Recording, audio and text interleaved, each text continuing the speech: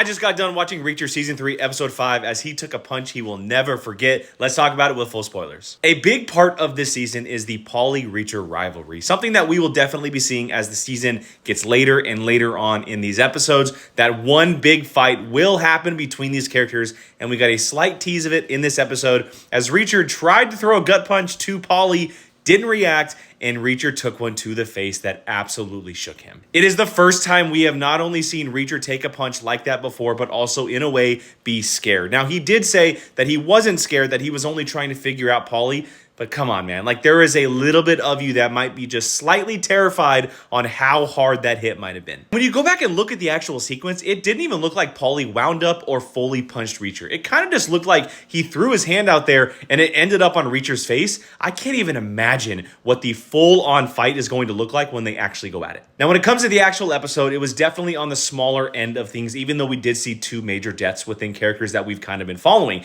It was more focused on Reacher almost being discovered as working with the DEA, when we ended up finding that a maid, the main maid that Reacher has kind of formed a relationship with, that she was working with the feds to kind of give them information on what Beck had been doing as well. And because Beck was told to ransack the house and look at everybody on staff, unfortunately, she did meet her end. And as Paulie said, he kind of just threw his hand out there and she ended up dying. But that wasn't the only death we saw this episode, as we did see someone on the good side also pass, as DE agent Stephen Elliott unfortunately met his end, as he met foot to face in a gruesome death. He was the agent who was looking over the car driver in the cabin, and after kind of some mistakes, trying to give him a cigarette, and this driver clearly putting together a plan, he was just in the way, collateral damage as he was trying to escape. As I said earlier, the episode was just solely focused on Reacher not being discovered as working with the feds and not breaking his undercover. We had the badge and the pillowcase, the driver escaping, and all of the things that came with that. But that's not where it ends, because his cover could also be blown